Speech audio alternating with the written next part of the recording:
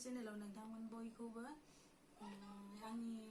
दिनैनि दिना आंनि थाखाय बहुत स्पेशल आंनि जोनोम सान दिनै ओमफ्राय आं माने आंनि बार्थडेनि केक आं लायनो हायासै टाउनाव थांनो हायासै बन्दनि थाखाय बेनि थाखाय आं जा एसे हायो आं गावनो बनायनो सानदों आं न'आवनो बनायनानै माने खिन्थानो सानदों आरो आं माबायदि आं जा एसे हायो बेखौ आं बनायनो सानदों नोंथांमोना नायलांदो आरो जुदि नायनानै मोजां मोनो आंनि चेनेलखौ साबस्क्राइब खालाम शेयार खालाम कमेन्ट खालाम आरो बिदिनो सापर्ट खालामलांबाय थादो सोरदो बिदिब्ला नायलांदो आं माबायदि बनायो दायो जोङो दावदैखौ मिक्स खालामना लानोसै मोजाङै रिफाइन माहाय होनसै आरो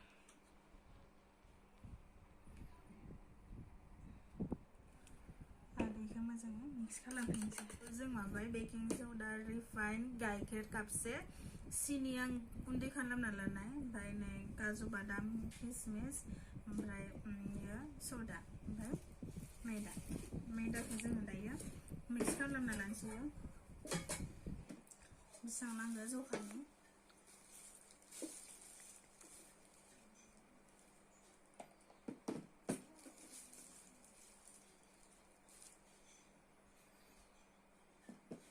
जोंनियाव गारबानै आधा होनसै इसिम होबाय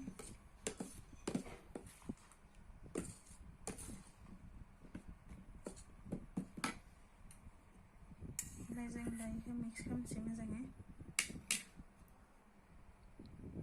एसे होनानै मिक्स खालामसै मोजाङै एसे बेखौ मिक्स खालामदो मोजाङै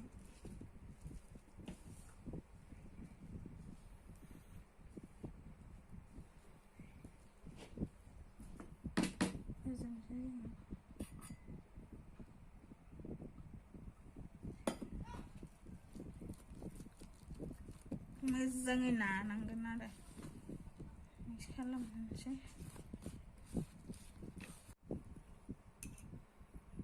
एसे होनानै मिक्स खालामगोन बेकिं पाउडार होनोसै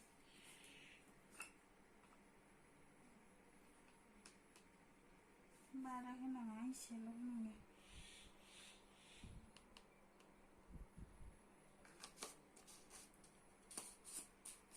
ओमफ्राय सदा माहाय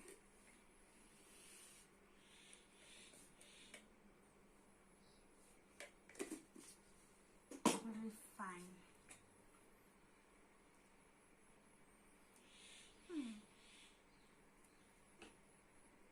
ओमफ्राय आं बेखौ ओरैनो दा एसे होनांगोन गोथाव जानाय दा उनावबो होगोन एसे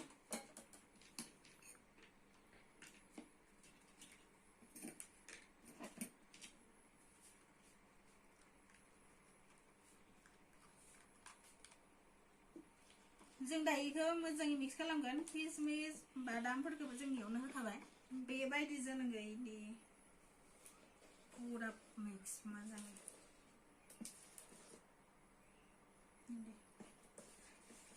15 मिनिट खोबना दोनगोन आरो इदि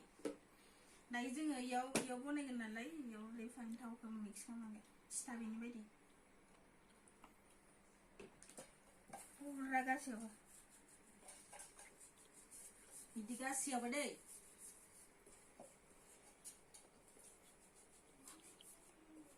गासैयावबो सिथाबै बायदि कारेन्ट थांबाय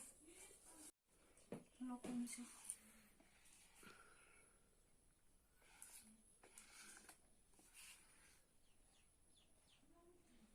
बेनि सायाव जोङो दायो किसमिस होगोन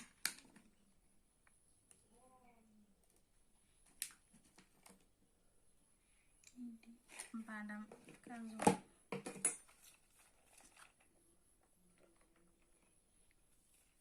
15 मिनिट खोबना दोनसै इनि उनाव बनायगोन दायो जोङो संख्रि होबाय इनि सायाव ओमफ्राय खुरै होबाय ओमफ्राय दायो जोङो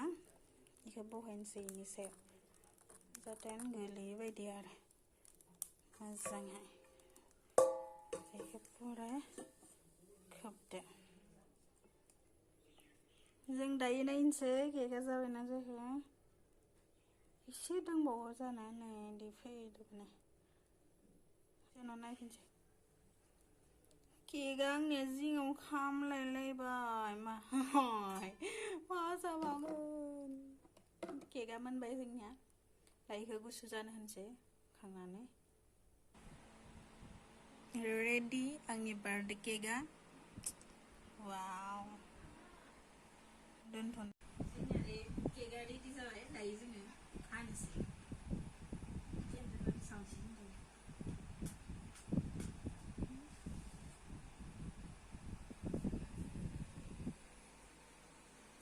जोङाखै